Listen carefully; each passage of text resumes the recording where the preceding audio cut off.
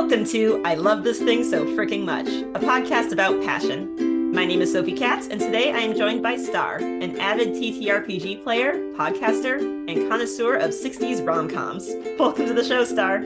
I'm so happy to be here. So happy to have you here. So here's how this works. Star will have 3 minutes to talk about something that she loves. This can be a person, place, thing, content, activity, anything she wants. Our only requirement is that she loves it wholeheartedly and wants to tell us why. Are you ready, Star? I am. Good.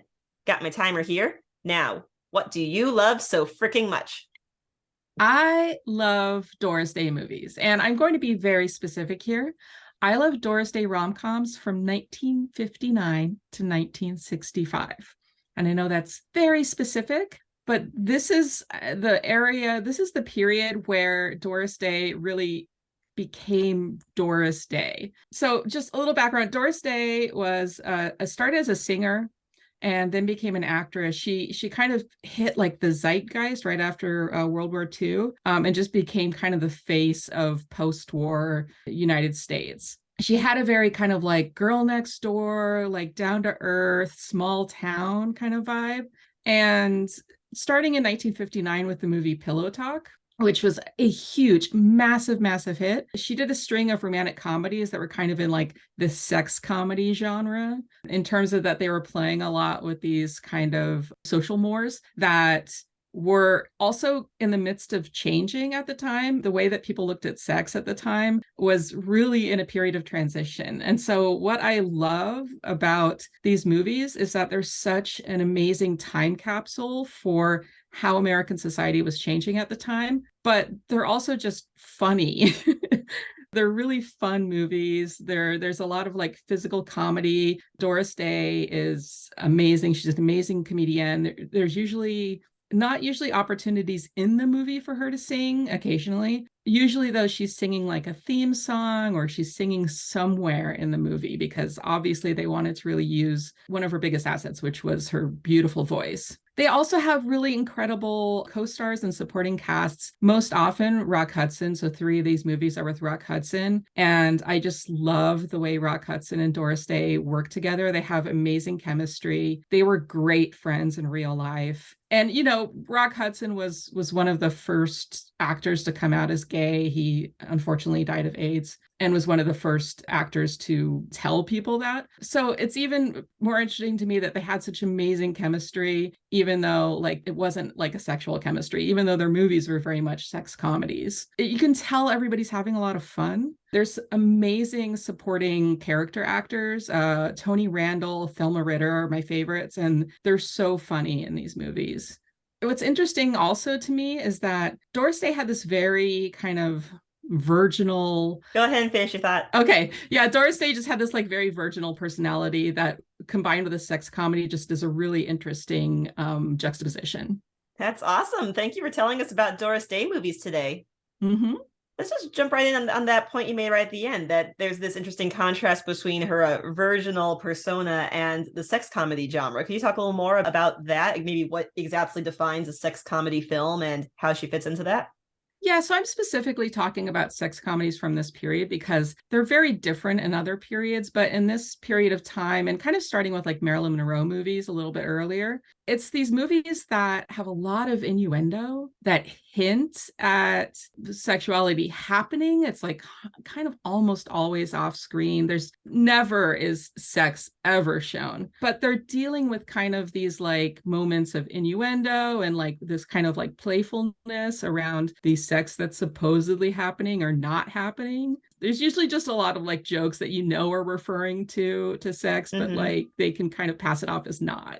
So how did your interest in Doris Day movies, and specifically this few years of Doris Day movies, begin? Are there any particular memories? So my aunt introduced me to these movies when I was like in high school or something. And it was just something that we could share together. There were kind of a main 3 or 4 that she showed me that are still favorites of mine. Which ones are those? Pillow Talk, That Touch of Mink with Cary Grant, that's awesome. Semi No Flowers, and The Thrill of It All. You mentioned before that in these movies, this is where you see Doris Day really becoming Doris Day. Can you talk a little more about that? Well, she was very popular before these movies, but these movies kind of made her like the Julia Roberts of the time. Mm-hmm. She was the bankable romantic comedy star.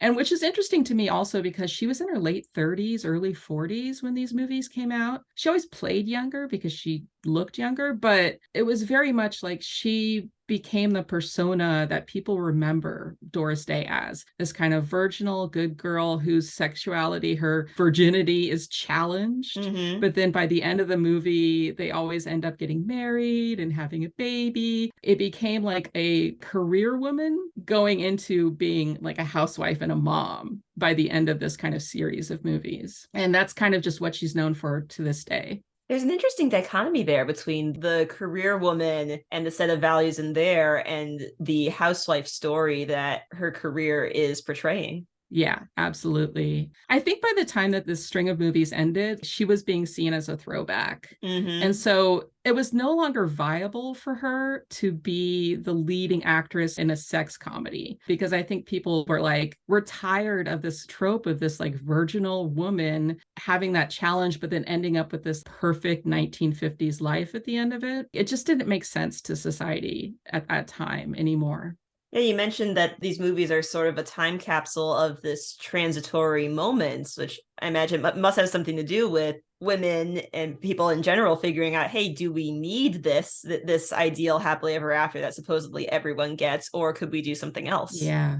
Yeah, absolutely. And I think it's interesting too that the some of the movies she's very much like when she's an interior decorator, when she's like an advertising exec, Hmm. and when she's unemployed, which is to me the most interesting one because it has like all of this class stuff in it. She gets swept away by an incredibly wealthy man. This is Touch of Mink with Cary Grant. It's interesting because she does like a couple of different tropes of like the uptight career woman. That's like we still see that today. This like uptight career woman who learns to loosen up, but the loosening up becomes being open to a sexual relationship, but then by the end that changes. So it's again really interesting to me. It feels like a lot of Hallmark movies would tie back to this.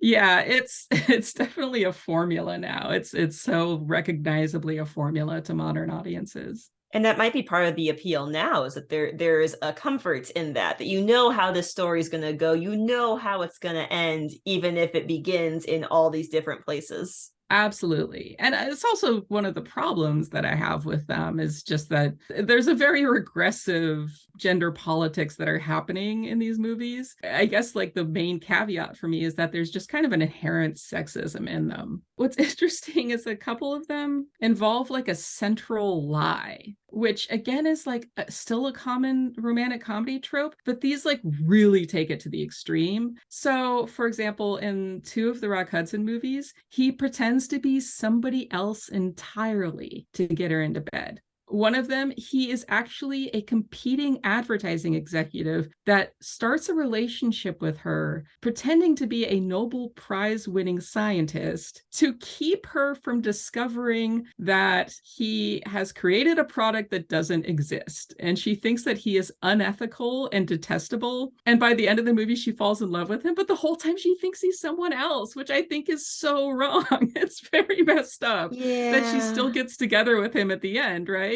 The other one is a little bit less wild. Rock Hudson, and this is Pillow Talk, which is my favorite by far of all of them. Rock Hudson and Doris Day share a party line. He sees what she looks like because he only heard her voice, and he was like, oh my God, she's beautiful. And he's like a total womanizer in this movie. And so he basically puts on this like good guy Texan persona and like spends the whole movie like kind of manipulating her. It's again messed up, but less messed up than the other one, which is Move Over Darling. So how do you handle that when there are these aspects of the movie that you don't like and feel so completely wrong to you, but you still love them, you're still calling them your favorite movies? So how does that work for you? It's interesting. I feel like I have to do that a lot with a lot of the things I consume. A Mm-hmm. lot of especially older movies. I do like a lot of classic movies. I think it's kind of like if you look at the Disney movies and now they have a disclaimer before them. Hmm. And I think a lot about how do I talk to, for example, my son, who is getting into a lot of Disney movies right now. How do I talk to him about it when there's something that's very problematic in it? I think for me, recognizing that helps me reconcile my love for the movie with how I know that there's problems in it, right? It's just watching it with open eyes. Being able to think critically about it and understand the implications and walk away without taking the lesson to heart. And I think too that there's so many things that are part of the movies that aren't those kind of problems, right? Like the problems are part of the movies, but they're also just really fun to look at. They have incredible costumes and there's a lot of really cool locations and sets and like these very cool like 60s apartments and fashion. So, there's all this kind of like colorful fun stuff around it as well. Yeah, it's like you said, a time capsule of these years, and you're going to have the good in these years and the funny and the pretty and also the bad. Exactly.